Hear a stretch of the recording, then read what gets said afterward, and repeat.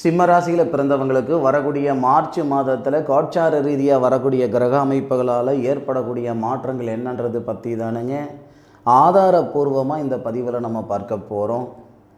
முதல்ல ஒரு விஷயத்தை சொல்லிக்கிறேனுங்க. இந்த ஏழரை சனி நடக்குது, அஷ்டம சனி நடக்குது. இதனால் பாதிப்புகள் மட்டுமே சனி பகவான் கொடுப்பாருன்ற மாதிரி ஒரு கருத்து நிறைய பேருக்கு இருக்குது. தயவு செய்து அதை மாற்றிக்கோங்க. அது உண்மை கிடையாது. சனி பகவான் பொறுத்த வரைக்கும் நம்ம செய்த பாவ புண்ணியத்தின் அடிப்படையில், செய்ய போகிற பாவ புண்ணியத்தின் அடிப்படையில் பலனை கொடுக்கக்கூடிய கிரகம். மிகப்பெரிய முதலாளி. நம்ம செய்கிற வேலைக்கு கூலி கொடுக்கக்கூடிய முதலாளின்னு வச்சுக்கோங்க. சிம்மராசியில் பிறந்தவங்களுக்கு அஷ்டமச்சனி நடக்கிறது என்னவோ உண்மைதான், அதில் மாற்று கருத்து இல்லை. அஷ்டமச்சனியால் எல்லாருமே சங்கடப்பட்டுட்டு இருக்கிறாங்களான்னு கேட்டிங்கன்னா கிடையாது. மார்ச் மாதத்தில் நடக்கக்கூடிய கிரக அமைப்புகள், கோட்சார ரீதியாக வரக்கூடிய கிரக அமைப்புகள் சிம்மராசியில் பிறந்தவங்களுக்கு மிகப்பெரிய மாற்றத்தை கொடுக்க போகுது. மார்ச் மாதம் 1ஆம் தேதி ஞாயிற்றுக்கிழமை அதிகாலை, அதாவது உங்களுடைய ராசிநாதனுடைய நாள் ஞாயிற்றுக்கிழமை அதிகாலை, பூசம் நட்சத்திரம்னு சொல்லக்கூடிய சனி பகவானுடைய சாரத்தில் தான் இந்த மாதம் பிறக்கப்படுது. உங்கள் ராசியாதிபதி ராசிக்கு 7வது பாவகன் சொல்லக்கூடிய சனி பகவானுடைய ஆதிக்கத்தில் பகை பெற்று செவ்வாய் புதன் இந்த ராகு இந்த 3 கிரகங்களோட உங்கள் ராசியாதிபதி சேர்றாரு. இது நமக்கு யோகம் தானுங்க. சிம்மராசியில் பிறந்தவங்களுக்கு தனஸ்தானாதிபதியாகவும் லாபஸ்தானாதிபதியாகவும் வரக்கூடிய கிரகம் புதன். சிம்ம ராசியாதிபதி முதல்ல புதனுடன் சேர்றாரு. அப்போ நமக்கு புதன் ஆதித்ய யோகம்னு சொல்லுவாங்க. ஒரு ஆச்சரியம் என்ன அப்படின்னா, மீண்டும் இந்த ஆச்சரியம் எப்போ நடக்கும்னா 12 வருஷம் ஆகும். அப்படி என்ன சாமி ஆச்சரியம் இருக்குது அப்படின்னா, இந்த சிம்ம ராசிக்கு சூரிய பகவான் லாபஸ்தானத்தில் இருக்கிறார். சிம்ம ராசிக்கு குரு பகவான் லாபஸ்தானத்தில் இருக்கிறார்ன்றது எல்லாருக்கும் தெரியும். ஏன்னா குரு இப்போ நம்ம மிதுனத்தில் இருக்குது. இப்போ குரு உங்கள் ராசிநாதன் சொல்லக்கூடிய சூரியனை பார்க்கிறார். 9வது பார்வையாக பார்க்கிறார். சூரியனை கண்ட பனித்துளி போல உங்களுடைய கஷ்டம் தீரப்போகுது. அதே மாதிரி இந்த குரு தனகாரகன் தான் குரு.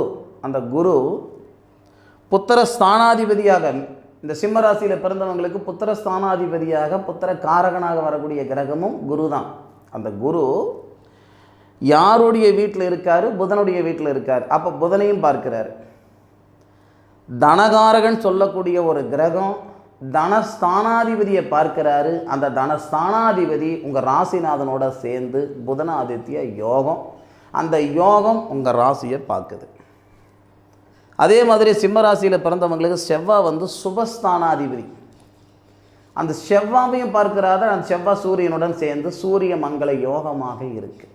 அப்போ அந்த சூரிய மங்கள யோகம், புதனாதித்ய யோகம் ராகுவுடன் இருந்து உங்கள் ராசியை பார்ப்பதால் உங்களுடைய சங்கடங்கள் நீங்கக்கூடிய மாதம் மார்ச் மாதம். உங்களுக்கான சந்தர்ப்பத்தை இந்த பிரபஞ்சம் தரப்போகுது. உங்ககிட்ட உங்களுக்கு ஒரு சந்தர்ப்பம் கொடுக்குதுன்னு வச்சுக்கோங்க. 10 ரூபாய் சம்பாதிக்கிறதுக்கு என்ன உழைப்பு போடுறீங்களோ அதை தான் 10 லட்சம் ரூபாய்க்கும், 10 லட்சம் ரூபாய்க்கு போடக்கூடிய உழைப்பு தான் 10 கோடி ரூபாய்க்கும். எந்த இடத்துல எந்த செயல் செய்கிறீங்கன்றது தான் முக்கியம். சிம்மராசியில் பிறந்தவங்களுக்கு இந்த மாதத்தில் ஏற்படக்கூடிய கிரக அமைப்புகள் உங்களுடைய தகுதியை அதிகப்படுத்திக்கிடலாம், உயர்த்திக்கிடலாம். வேலை வாய்ப்பில் இருக்கிற சிக்கல்கள் சரி செஞ்சுக்கிடலாம். வேலையே இல்லைனாலும் இந்த நேரத்தில் வேலை வாய்ப்பு உருவாக்கி கொடுக்கக்கூடிய அளவுக்கு கிரக அமைப்புகள் இருக்குது. முயற்சி பண்ணுங்க. இல்லை ஒரு தலைமை பொறுப்புக்கு நீங்கள் போகிறதுக்கான வாய்ப்புகள் உண்டு.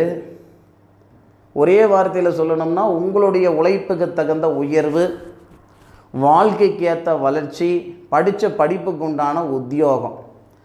நேரம் சரியில்லை, ஏழரை சனி நடக்குது, அஷ்டம சனி நடக்குதுன்ற மாதிரி எண்ணத்தில் இருந்தீங்கன்னா, இதை விட ஆஹா ஓஹோன்னு வந்தாலும் கிரக நிலைகள் உங்களை நீங்கி மேலுக்கு வந்துட முடியாது. நான் மீண்டும் மீண்டும் சொல்கிறது, இந்த பிரபஞ்சம் அப்படின்ற ஒரு சக்தி நமக்கு சந்தர்ப்பம்தான் ஏற்படுத்தி கொடுக்கும். நாம் தான் சாதிச்சுக்கிடணும். நம்ம கையை பிடிச்சி கூட்டிகிட்டு போகாது. மனசால் கடவுள் ரூபன்னு சொல்லுவாங்க. கடவுள் மனசா ரூபன்னு சொல்லுவாங்க. ஏதோ ஒரு ரூபத்தில் தான் இந்த பிரபஞ்சம் நமக்கான பாதையை காட்டும். 10 நிமிஷத்துக்கு முன்னாடி நான் உங்கள் கண்ணில் படுவேன் அப்படின்னு எனக்கும் தெரியாது, என்னை பார்ப்பீங்கன்னு உங்களுக்கும் தெரியாது. இது யதார்த்தமாக நடந்த ஒரு விஷயம். இந்த வார்த்தையை நீங்கள் வேத வாக்காக எடுத்துக்கிட்டு இந்த நேரத்தில் நீங்கள் செய்யக்கூடிய செயல்பாடுகள் சரியான முறையில் செய்தீங்கன்னா நிச்சயமாக மிகப்பெரிய வெற்றியை கொடுக்கும்.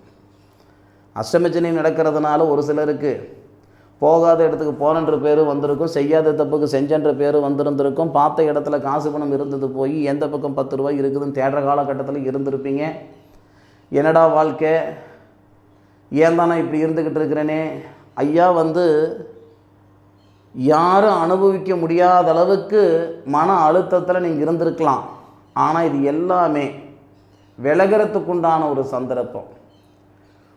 பிரச்சனையில் உருவாக்கி கொடுத்த அந்த பிரபஞ்சமே அந்த பிரச்சனையிலிருந்து விடுவிக்கிறதுக்கான நாட்களையும் உருவாக்கி தரும். நேரம் நல்லா இருக்குதுங்க, பார்த்துக்கோங்க. உங்கள் கையில் 4 நெல்மணியை கொடுக்குது இந்த பிரபஞ்சம். அது நீங்கள் எந்த இடத்துல போடுறீங்கன்றது தான் கேள்வி. நான் வறண்ட பூமியில் போடுறேன் அப்படின்னா போட்ட விதை மக்கி வீணாக போயிடும். ஒரு நல்ல மண்ணில் போடுறேன் அப்படின்னா அந்த 4 நெல்மணி 10 நெல்மணி ஆகும், 10 நெல்மணி 100 நெல்மணி ஆகும். அந்த மாதிரி இந்த நேரத்தில் நிச்சயமாக சொல்கிறேன், இந்த அஷ்டமச்சனியை பற்றி நீங்கள் கவலைப்படாமல் உங்களுடைய வேலை வாய்ப்பை சரியான முறையில் செய்தீங்கன்னா பிரமாதமான சூழ்நிலைகள் நிச்சயமாக உருவாகும். தெரியாத வேலையை தொட வேண்டாம், தெரிஞ்ச வேலையை விட்டுட வேண்டாம். கிரக அமைப்புகள் சாதகமாக இருக்குது. அதை விட இன்னொரு விஷயம் என்னன்னா, 21ஆம் தேதி உங்கள் வாழ்க்கையிலேயே மறக்க முடியாத நாட்களாக வரக்கூடியது 21ஆம் தேதி. அப்படி என்ன சாமி அப்படின்னா, தனஸ்தானாதிபதினு சொல்லக்கூடிய கிரகம் தனகாரகன் வீட்டில், தனகாரகன் சொல்லக்கூடியவர் தனஸ்தானத்தில். காற்றடிக்கும்போது தூற்றிக்கிடணும்னு சொல்லுவாங்க, வயசு இருக்கும்போது வாழ்ந்துக்கிடணும்னு சொல்லுவாங்க. மார்ச் மாதத்தில் வரக்கூடிய நாட்கள் எல்லாமே ஒவ்வொரு நாளும் உங்களுக்கு பொன்னான நாள் தான். ஆனால் 21ஆம் தேதி நடக்கக்கூடிய நிகழ்வு இன்னும் உங்களுடைய வாழ்க்கையின் தரத்தை அதிகப்படுத்துறது. உங்களுடைய வாழ்வாதாரமும் நல்லா இருக்கும், வாழ்க்கையும் நல்லா இருக்கும். மன வாழ்க்கையில் இருக்கிற சங்கடங்களும் அந்த நேரத்தில் சரியாக போயிடும். பொருளாதார ரீதியாக இருக்கிற பிரச்சனைகளும் சரி கட்டி வந்துடுவீங்க. படித்த படிப்புக்கு உண்டான உத்தியோகத்துலேயும் உட்காந்துருவீங்க. இன்னும் சில பேர் இருக்காங்க, நான் இஎம்ஐயில் மாட்டிக்கிட்டு இருக்கிறேனுங்க, கிரெடிட் கார்டு இஎம்ஐயில் மாட்டிக்கிட்டு இருக்கிறேனுங்க, பர்சனல் லோன் சிக்கலில் மாட்டிக்கிட்டு இருக்கிறேனுங்க, ஹவுசிங் லோன் பிரச்சனையில் மாட்டிக்கிட்டு இருக்கிறேனுங்க. ஐயா, நான் சொல்கிறது 2 லட்சம் ரூபாய் பிரச்சனை தான் உங்களால் சமாளிக்க முடியும். 20 லட்சம் ரூபாய் பிரச்சனை உங்கள் தலையில் இருக்குதுன்னாலும் இந்த நேரத்தில் நீங்கள் எடுக்கக்கூடிய முடிவுகளால் 21ஆம் தேதி சரியாக 21ஆம் தேதி நீங்கள் எடுக்கக்கூடிய முடிவுகளால் அந்த சிக்கலிருந்து விடுவிச்சு வர்றதுக்கான சந்தர்ப்பத்தை இந்த பிரபஞ்சம் கொடுத்துரும். சாத்திகம்தான், மாற்றுக்கிறது இல்லை. நம்மளால் முடியாதுன்னு நினைக்கிற விஷயத்தை யாரோ எங்கேயோ செய்துக்கிட்டு தானே இருக்காங்க. அவங்களுக்கு மட்டும் என்ன, அவருன்னு தனி பிறவியா இல்லை 2 கிலோ 3 கிலோ மூளை இருக்குது? அப்படி ஒன்றும் கிடையாது. இல்லை, நம்ம கிரகநிலைகள் தான் முடிவு பண்ணணும் நாம் யார், எங்கே நிற்கணும், என்ன செய்யணும், என்ன பண்ணணுன்ட்டு. தயவு செய்து ப்ராட் மைண்டாக இருந்து இந்த நேரத்தில் இந்த நேர காலங்களை சரியான முறையில் பயன்படுத்தி பாருங்கள். நிச்சயமாக பிரமாதமாக இருக்கும். நம்மளால் முடியாதான் நினச்சிங்கன்னா மூச்சு கூட விட முடியாதுன்னு சொல்லுவாங்க. நேர காலங்கள் உண்மைக்கே நிறைவாக இருக்குது. சரியா? அதில் மாற்று கருத்து கிடையவே கிடையாது. அனுபவித்து சொல்லுங்கள். பிறந்த ஆணும் சரி பெண்ணும் சரி, இந்த பதிவு ராசியில் பிறந்தவங்களுக்கு பயனுள்ள பதிவாக இருக்கும் நான் மனசார நம்புகிறேன். மீண்டும் அடுத்த ஒரு அற்புதமான தருணத்தில் மிதுன ராசியில் பிறந்தவங்களை சந்திக்கும் வரை உங்களிடமிருந்து விடைபெறுவது உங்கள் வீட்டு ஜோதிட நண்பனான மா காளிதாஸ் மணிகண்டன். திருச்சிற்றம்பலம். வாழ்க வையகம், வாழ்க வளமுடன்.